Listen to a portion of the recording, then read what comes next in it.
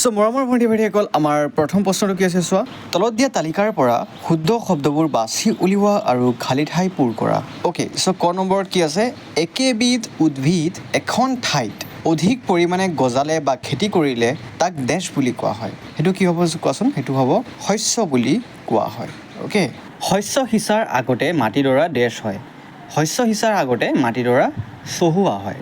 Okay, চহোৱা হয়। Next কি আছে? নষ্ট হোৱা বীজবোৰ পানীত দেশ থাকে, উপঙি থাকে। বহুত ইজি। অ'কে, তাৰপিছত কি আছে? শস্যৰ বৃদ্ধিৰ বাবে প্ৰচুৰ সূৰ্যৰ পোহৰ আৰু মাটিৰ পৰা দেশ আৰু দেশ প্ৰয়োজন হয়। এইটো কি হ'ব? এইটো হ'ব মাটিৰ পৰা পানী আৰু পোষক দ্ৰব্যৰ প্ৰয়োজন হয়। আচ্ছা, পোষক দ্ৰব্য মানে কি বাৰু কোৱাচোন? আমাৰ কি কি দৰকাৰ হয়? আমাৰ যেনেকুৱা প্ৰ'টিন লাগে, ভিটামিন লাগে, কাৰ্বহাইড্ৰেট লাগে, হয়নে? মিনাৰেলছ লাগে। ঠিক তেনেকৈ গছকো মানে উদ্ভিদকো এনেকুৱা ধৰণৰ পোষক দ্ৰব্যবোৰ লাগে। তাৰপাছত আছে ক স্তম্ভৰ লগত খ স্তম্ভ মিলোৱা। বাৰু ছাত্ৰ ছাত্ৰীসকল চোৱা, মই ইয়াত অলৰেডি এনচাৰ্ছবোৰ লিখি দিছোঁ। অ'কে, তোমালোকে প্ৰশ্ন কিতাপত থকা প্ৰশ্নটোৰ লগত তোমালোকে মিলাই চাই ল'বা। তো ইয়াৰ এনচাৰটো আছে চোৱা, খাৰিফ শস্য। খাৰিফ শস্যৰ কিহৰ লগত মই মিলাইছোঁ? ধান আৰু গোমধান। মানে এনেকুৱা প্ৰশ্ন আহিব পাৰে, খাৰিফ শস্যৰ দুটা উদাহৰণ লিখা। চ' তোমালোকে লিখিবা ধান আৰু গোমধান। আৰু লগতে কি আছে চোৱা, ৰবি শস্য। ৰবি শস্যত মই কি দিছোঁ? ঘেঁহু, বুট, মটৰ মাহ। আচ্ছা, মই তোমালোকক এটা বস্তু বুজালোঁ। খাৰিফ শস্য মানে কি জানা? খাৰিফ শস্য মানে হৈছে যিবোৰ শস্য আমি গৰম দিনত মানে বৰ্ষাৰ দিনত আমি পালন কৰোঁ। আমি যেতিয়া ৰুওঁ। অ'কে, ধান, গোমধান এতিয়া কেতিয়া আমি ৰোৱা হয়? গৰম দিনত, বৰ্ষাৰ দিনত। অ'কে, মানে বৰষুণৰ দিনত। আৰু ৰবি শস্য মানে চোৱা কি আছে? ঘেঁহু, বুট, মটৰ মাহ। এইবোৰ কেতিয়া আমি ৰুওঁ? ঠাণ্ডাৰ দিনত, শীতকালত। অ'কে, বুজি পাইছা? অ'কে, তাৰপিছত কি আছে চোৱা, ৰাসায়নিক সাৰ মানে কেমিকেল। অ'কে, কেমিকেল, ইউৰিয়া এইবোৰ। তো ইয়াত কি আছে চোৱা, কিহৰ লগত আছে এইটো? ইউৰিয়া আৰু ছুপাৰ ফছফেট। অ'কে, এইটোৰ লগত মিলাবা। তাৰপিছত কি আছে? জৈৱিক সাৰ। চ' এইটোত চি নম্বৰ লগত জৈৱিক সাৰ মানে কি? প্ৰাণীৰ বৰ্জিত দ্ৰব্য, গৰুৰ গোবৰ, গোমূত্ৰ আৰু উদ্ভিদৰ অৱশিষ্ট দ্ৰব্য। অ'কে, জৈৱিক সাৰ মানে কি? যিবোৰ সাৰ আমি প্ৰাণী বা আমাৰ শাক পাচলিৰ বা বাকলিবোৰ, তাৰপিছতে বা আমি যদি ভাত চাত পেলাই দিওঁ, সেই সকলোবোৰ দি পেলাই কি বনোৱা হয়? সেই সকলোবোৰ বস্তু দি পেলাই কি বনোৱা হয়? জৈৱিক সাৰ বনোৱা হয়। অ'কে, জৈৱিক সাৰ কেনেকৈ বনায় তোমালোকক মই এটা বেলেগ ভিডিঅ'ত মই তোমালোকক দেখাই দিম। অ'কে, বহুত ইজি হয়। আৰু জৈৱিক সাৰ ৰাসায়নিক সাৰতকৈ বহুত বেছি ভাল।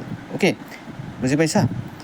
জৈৱিক সাৰ ইউজ কৰিলে আমাৰ বডিত কোনো ধৰণৰ বেমাৰ নহয়, কিন্তু যদি ৰাসায়নিক সাৰ ইউজ কৰি মানে খেতিপথাৰত যদি ৰাসায়নিক সাৰ ইউজ কৰা হয়, তেতিয়াহ'লে ভৱিষ্যতে আমাৰ শৰীৰত বেমাৰে দেখা দিব পাৰে। অ'কে, 3 নম্বৰ প্ৰশ্ন কি কৈছে? প্ৰত্যেকৰে দুটাকৈ উদাহৰণ দিয়া। ক'ত কি আছে? খাৰিফ শস্য।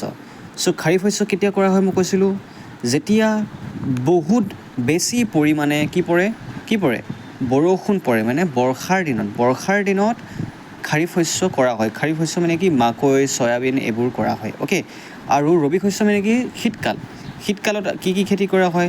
সৰিয়হ, মটৰ, তিচি এইবোৰ। অ'কে, বুজি পাইছা? খাৰিফ শস্যৰ উদাহৰণত তোমালোকে ধান, গোমধান এইবোৰ লিখিব পাৰিবা, হয়নে? এই আমি যে মিলোৱাটোত আছিলে, ক অংশৰ লগত খ অংশ মিলোৱা, তাতো আছেই। চ' তাৰ পৰা সেইটো শিকিলেও হৈ যাব। অ'কে, 4 নম্বৰ প্ৰশ্ন আছে, তলত দিয়াসমূহৰ বিষয়ে নিজা শব্দৰে একোটাকৈ দফা লিখা। ক নম্বৰত আছে মাটি চহোৱা। অ'কে, চ' মই তোমালোকৰ কাৰণে বহুত ইজি শব্দত, বহুত সহজতে তোমালোকে যাতে শিকিব পাৰা সেই হিচাপে মই লিখি লৈ আনিছোঁ। চ' প্ৰথমতে চোৱা, উত্তৰটো চোৱা। উত্তৰত কি আছে? শস্য উৎপাদনৰ প্ৰথম আৰু আটাইতকৈ গুৰুত্বপূৰ্ণ কামেই হ'ল মাটি চহোৱা। সাধাৰণতে মাটি তল ওপৰ কৰি ঢিলা কৰা পদ্ধতিটোকে মাটি চহোৱা বা হাল বোৱা বুলি কোৱা হয়। আৰু এই কাম সাধাৰণতে নাঙল, কোৰ আৰু ট্ৰেক্টৰ আদিৰ সহায়ত কৰা হয়। বুজি পালা? শস্য উৎপাদন মানে খেতি কৰা। তো খেতি কৰাৰ প্ৰথম আৰু আটাইতকৈ ইম্পৰ্টেণ্ট মানে গুৰুত্বপূৰ্ণ মানে হৈছে ইম্পৰ্টেণ্ট। তো ইম্পৰ্টেণ্ট কামটো হৈছে কি? মাটি চহোৱা মানে মাটিটোক ঢিলা কৰা। তো ঢিলা কেনেকৈ কৰিম? আমি ওপৰ নিচ কৰিব লাগিব। আমি সেইটো কেনেকৈ কৰিম? ট্ৰেক্টৰ, নাঙল, কোৰ এইবোৰ দি আমি কৰিম। তোমালোকেতো খেতি পথাৰ দেখাই পাইছা, হয়নে? চ' সেই পদ্ধতিটোকে আমি কি বুলি কওঁ? হাল বোৱা বুলি কওঁ বা মাটি চহোৱা বুলি কওঁ। অ'কে, খ নম্বৰতে আছে বীজ সিঁচা।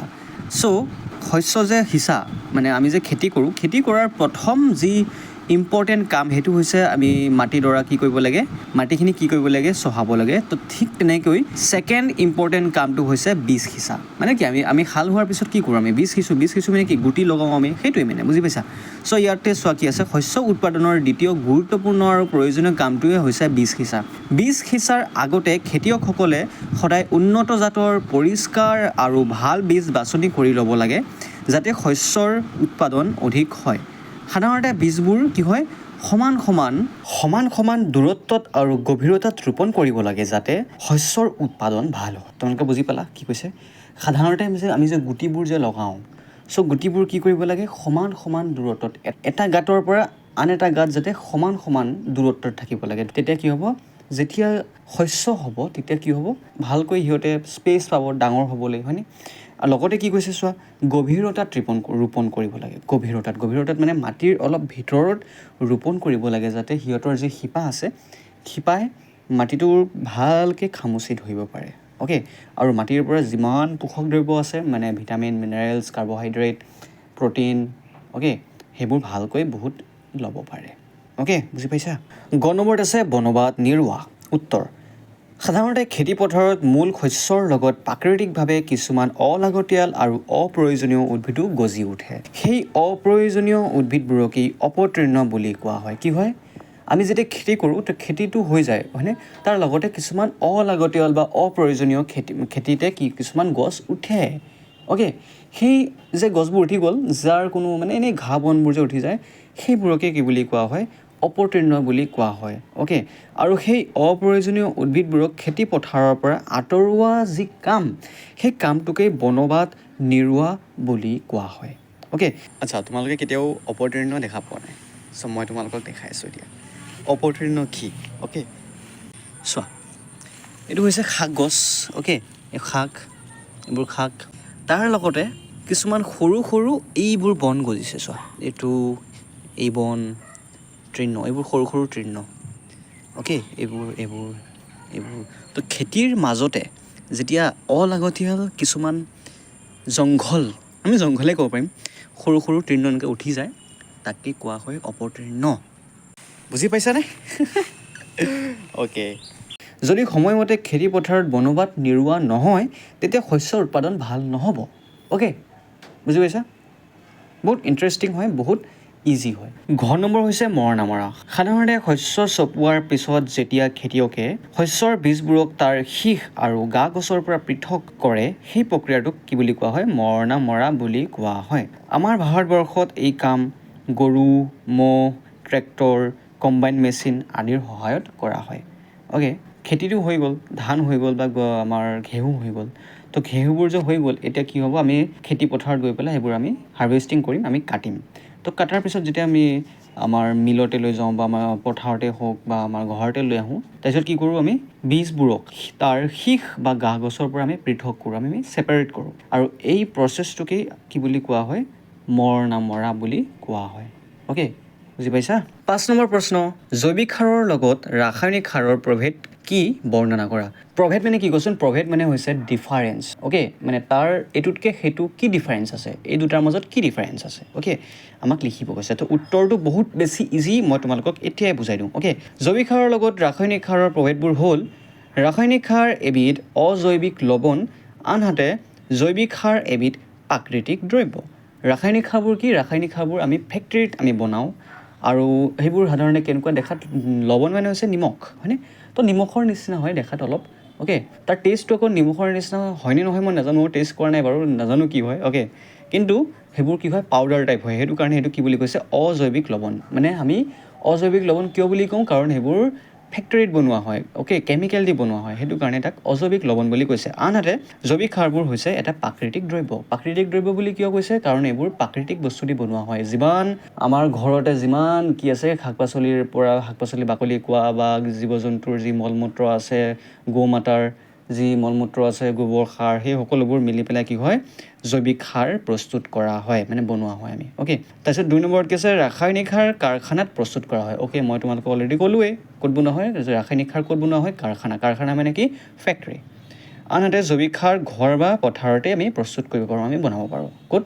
পথাৰতে আমি বনাব পাৰোঁ। পথাৰতে বনালে কি হ'ব, পথাৰতে যদি আমি বনাওঁ তেনেহ'লে আমি পথাৰৰ পৰা ডাইৰেক্ট আমি পথাৰৰ যি খেতি বাতি আমি কৰিম সেইটোৰ লগতে বেছি ওচৰতে হৈ যাওঁ মানে আমি যদি বেলেগ ঠাইত বনাওঁ তেনেহ'লে আকৌ সেইটো কাৰণে আমি ট্ৰেভেলিং কৰিব লাগিব হয়নে সেইবোৰ আকৌ আমি অনা নিয়া কৰোঁতে অলপ বেছি কষ্ট হ'ব সেইটো কাৰণে পথাৰতে যদি আমি জৈৱিক সাৰটো বনাই লওঁ তেতিয়াহ'লে কি হ'ব সহজ হ'ব খেতি কৰিবলৈ মানে টাইম কম লাগিব অ'কে তাৰপিছতে 3 নম্বৰতে কি আছে ৰাসায়নিক সাৰে মাটিত হিউমাছ যোগান ধৰিব নোৱাৰে আনহাতে জৈৱিক সাৰে প্ৰচুৰ পৰিমাণে মাটিত কিহৰ যোগান ধৰে হিউমাছৰ যোগান তাৰপাছতে কি আছে 4 নম্বৰ ৰাসায়নিক সাৰে মাটিৰ উৰ্বৰতা কম কৰে মাটিৰ উৰ্বৰতা মানে কি মাটিৰ গুণ মাটিৰ খেতি কৰাৰ যি কেপাচিটি মাটিত কিমান গুণ আছে মানে কৈ যে মাটিখিনি বহুত ভাল দেই ইয়াত যদি যি খেতি কৰোঁ সেইটোৱে হৈ যায় চ' সেইটো হৈছে তাৰ উৰ্বৰতা অ'কে আৰু আনহাতে জৈৱিক সাৰে মাটিৰ উৰ্বৰতা বৃদ্ধি কৰে জৈৱিক সাৰ মানে কি গোবৰ বা আমাৰ যিকোনো জীৱ জন্তুৰ যিকোনো মানে কি আমাৰ গৰুৰ গোবৰ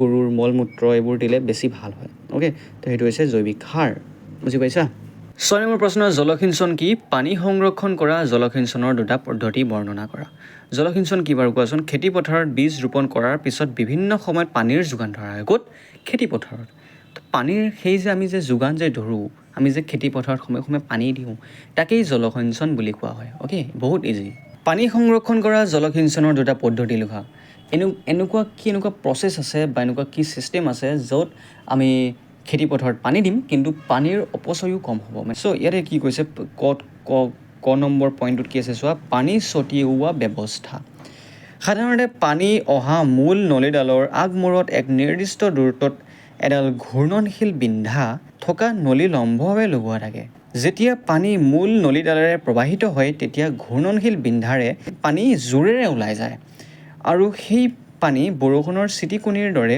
শস্যৰ ওপৰত পৰে অ'কে তোমালোকে চাইছানে খেতি পথাৰত মই তোমালোকক এটা ভিডিঅ' মই তোমালোকক দেখাই দিম তেতিয়া তোমালোকে বহুত ভালকৈ বুজি পাবা অ'কে এই ভিডিঅ'টো চোৱা তোমালোকে ইয়াতে কি হৈছে যে খেতি পথাৰতে এনেকুৱা এটা পাইপ থাকে য'ত কি হয় ধৰি লোৱা 5-10 ছেকেণ্ডৰ পিছে কি হয় এটা ঝাটকা মাৰে তো ঝাটকাটো মাৰাৰ লগে লগে কি হয় সেই পানীবোৰ বৰষুণৰ পানীৰ দৰে যিমান খেতি কৰা হৈছে সেইখিনিতে বৰষুণৰ পানীৰ দৰে চবতে পৰি যায় অ'কে সেইটো হৈছে পানী ছটিওৱা ব্যৱস্থাটো মানে নেক্সট কি আছে খ নম্বৰ পানী নিগৰুৱা ব্যৱস্থা সাধাৰণতে যি ব্যৱস্থাৰ দ্বাৰা পানী নিগৰাই টুপটুপকৈ উদ্ভিদৰ গুৰিত বা গছ গছনিৰ গুৰিত পেলোৱা হয় সেই ব্যৱস্থাক পানী নিগৰুৱা ব্যৱস্থা বোলে যি ঠাইত পানীৰ অভাৱ হয় সেই ঠাইৰ গছ গছনিৰ বাবে এই ব্যৱস্থা আশীৰ্বাদতকৈ কম নহয় চ' এনেকুৱা এটা প্ৰচেছ মানে য'ত কি হয় পানী নিগৰাই মানে পানী লাহে লাহে কি হ'ব টুপটুপকৈ উদ্ভিদৰ যি শিপা বা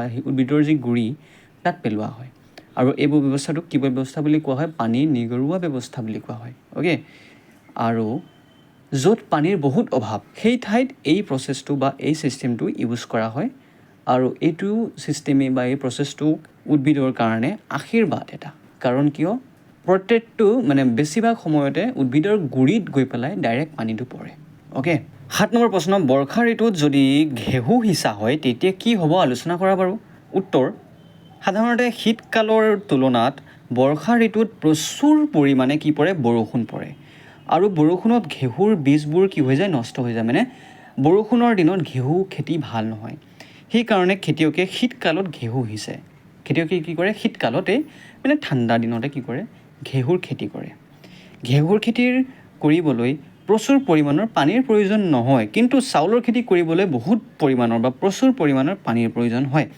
সেয়ে চাউলৰ খেতি বৰ্ষা ঋতুত কৰা হয় বুজি পালানে বৰ্ষা ঋতুত ঘেঁহু যদি সিঁচা হয় তেতিয়া কি হ'ব ঘেঁহুবোৰ বা ঘেঁহুৰ বীজবোৰ বেয়া হৈ যাব কিয় কাৰণ ঘেঁহু খেতি কৰিবলৈ বহুত বেছি পৰিমাণৰ পানীৰ প্ৰয়োজন নহয় বৰষুণৰ প্ৰয়োজন নহয় অ'কে বৰষুণৰ প্ৰয়োজন কিহৰ কাৰণে হয় চাউলৰ খেতি কৰিবৰ কাৰণে হয় অ'কে 8 নম্বৰ একে লেঠাৰিয়ে শস্য উৎপাদন কৰিলে মাটিডৰাত কেনে প্ৰভাৱ পৰে বৰ্ণনা কৰা কণ্টিনিউৱাছলি যদি আমি খেতি কৰিয়ে থাকোঁ ছেম মাটিখিনিতে তেতিয়া কি হ'ব লিখিব কৈছে একে লেঠাৰিৰে শস্য উৎপাদন কৰিলে মাটিডৰাত পোষক দ্ৰব্য যেনে পটাছিয়াম ফছফৰাছ নাইট্ৰজেন আদিৰ কি হ'ব পৰিমাণ কমি যাব এই পদাৰ্থ উদ্ভিদ তথা শস্যৰ বৃদ্ধিৰ বাবে অতি প্ৰয়োজনীয় একে লেঠাৰিয়ে খেতি কৰাৰ ফলত হোৱা পোষক দ্ৰব্যৰ নাটনিৰ বাবে শস্যৰ বৃদ্ধি বাধাপ্ৰাপ্ত হ'ব আৰু উৎপাদন হ্ৰাস হ'ব।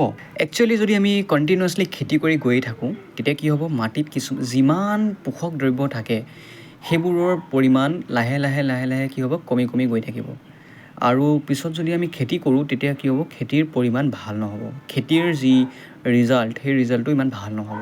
অ'কে, আৰু বৰ্তমান সময়ত কি কৰা হৈ আছে, খেতি পথাৰত ৰাসায়নিক দ্ৰব্য বহুত বেছি পৰিমাণে দিয়া হৈ আছে, যাতে তাত যিমান পোক পতংগ খেতি পথাৰত আহি যায় মানে, অ'কে, সেইবোৰ যাতে নালাগে। তো ৰাসায়নিক দ্ৰব্যৰ কাৰণেও কি হয়, মাটিখিনি বেয়া হৈ গৈ আছে। অ'কে, চ' সেইটো কাৰণে কৈছে যে একেলেঠাৰিয়ে মানে কণ্টিনিউৱাছলি যদি খেতি কৰি গৈ থাকোঁ তেতিয়া কি হ'ব, তেতিয়া এনেকুৱা ধৰণৰ পৰিস্থিতিয়ে দেখা দিব, মানে কি খেতি নহ'বই পিছত। তাৰপিছত কি হ'ব, যিকোনো বস্তুৰ দাম বাঢ়ি যাব, মানে খেতি বস্তু ধৰি লোৱা শাক পাচলি, চাউল, ঘেঁহু চবৰে দাম বাঢ়ি যাব। আৰু কি হ'ব, দেশত এটা ভয়ংকৰ পৰিস্থিতিৰ সৃষ্টি হ'ব। বুজি পাইছা? আমাৰ 9 নম্বৰ প্ৰশ্ন হৈছে অপতৃণ কি, সিহঁতক কেনেকৈ নিয়ন্ত্ৰণ কৰিব পাৰি? সাধাৰণতে খেতিপথাৰৰ মূল শস্যৰ লগত প্ৰাকৃতিকভাৱে কিছুমান অলাগতিয়াল আৰু অপ্ৰয়োজনীয় উদ্ভিদো কি হয়, গজি উঠে। সেই অপ্ৰয়োজনীয় উদ্ভিদবোৰকে কি বুলি কোৱা হৈছে, অপতৃণ বুলি কোৱা হৈছে। অ'কে, বহুত ইজি। খেতি যে আমি কৰোঁ তাৰ লগতে কিছুমান অলাগতিয়াল অপ্ৰয়োজনীয় কিছুমান উদ্ভিদ, বন, ঘাঁহ গজি উঠে আৰু সেইবোৰকে আমি কওঁ অপতৃণ। অ'কে, সিহঁতক কেনেকৈ নিয়ন্ত্ৰণ কৰিব পাৰি, মানে সিহঁতক আমি কেনেকৈ কণ্ট্ৰল কৰিব পাৰোঁ যাতে সিহঁত খেতি পথাৰত নুঠে, নগজে, সেইটো কাৰণে আমি কি কৰিব পাৰোঁ। অ'কে, চ' অপতৃণবোৰ তলত দিয়া ধৰণে নিয়ন্ত্ৰণ কৰিব পাৰি। দুটা পইণ্টেই আছে, সৰু হয়, তোমালোকে শিকিব পাৰিবা বহুত ইজিকৈ। তো বননাশক ৰাসায়নিক দ্ৰব্য ব্যৱহাৰ কৰি অপতৃণ ধ্বংস কৰিব পাৰি। বননাশক ৰাসায়নিক দ্ৰব্য, ৰাসায়নিক মানে কেমিকেল দি বনোৱা হয় আৰু, চ' সেইবোৰ ব্যৱহাৰ কৰি অপতৃণ ধ্বংস কৰা হয়। দ্বিতীয়তে আছে, খ নম্বৰতে কি আছে, সময়ে সময়ে অপতৃণবোৰ গুৰিৰ পৰা উঘালি আমি নিয়ন্ত্ৰণ কৰিব পাৰোঁ। অ'কে, ইজি আছে। 10 নম্বৰ প্ৰশ্ন আছে, তলত দিয়া বাকচসমূহ এনেদৰে সজোৱা যাতে কুঁহিয়াৰ উৎপাদনৰ এখন তালিকা পোৱা যায়। একচুৱেলি আমাক কুঁহিয়াৰৰ খেতি কৰিব কৈছে। অ'কে, চ' কুঁহিয়াৰৰ খেতি কৰিবৰ কাৰণে আমি কি কৰিব লাগিব, প্ৰথমতে ইয়াৰ উত্তৰটো চোৱা কি আছে। প্ৰথমতে আমি মাটিখিনি কি কৰিব লাগিব, য'ত আমি কুঁহিয়াৰৰ খেতি কৰিম তাত আমি মাটিখিনি চহাম, ভালকৈ চহাম, মানে তাত আমি হাল বাম। অ'কে, ট্ৰেক্টৰ দি হওক, গৰু দি হওক, মানে বলদ গৰু দি হওক বা কোৰ দি হওক হাল বাম। নেক্সট কি আছে, পথাৰত হাল বোৱা, মাটি চহোৱা, হাল বোৱা। অ'কে, একেই হয় বস্তুটো। তাৰপিছত আছে কি, বীজ সিঁচা বা ৰোৱা, বীজ সিঁচিম আমি। তাৰপিছত আমি কি দিম, সাৰ দিম। সাৰ আমি 2 ধৰণৰ সাৰ থাকে, এটা হৈছে ৰাসায়নিক সাৰ আৰু এটা হৈছে জৈৱিক সাৰ। অ'কে, তাৰপিছতে কি, জলসিঞ্চন মানে কি আমি তাত পানী দিম। অ'কে, তাৰপিছতে কি, লাহে মানে সময়ে পানী দি থাকিলে কি হ'ব, লাহে গছটো কি হ'ব, ডাঙৰ হ'ব। ডাঙৰ হোৱাৰ পিছত কি হ'ব, আমি ডাঙৰ হ'লে কি কৰোঁ, আমি গছ কাটোঁ মানে কি, আমি হাৰ্ভেষ্টিং কৰোঁ, মানে খেতি কমপ্লিট হৈ গ'ল, মানে আমি এতিয়া কাটিম। তো খেতি চপোৱা, মানে সেইটোক চপোৱা বুলি কয়। আৰু লাষ্টত কি আছে, চেনীৰ কাৰখানালৈ শস্য চপোৱা, মানে কুঁহিয়াৰৰ পৰাইতো চেনী বনোৱা হয় ন, কুঁহিয়াৰৰ পৰাইতো আমি গুড় বনাওঁ ন, সেইটো কাৰণে কি লিখিছে লাষ্টত, চেনীৰ কাৰখানালৈ পঠিওৱা হয়। অ'কে,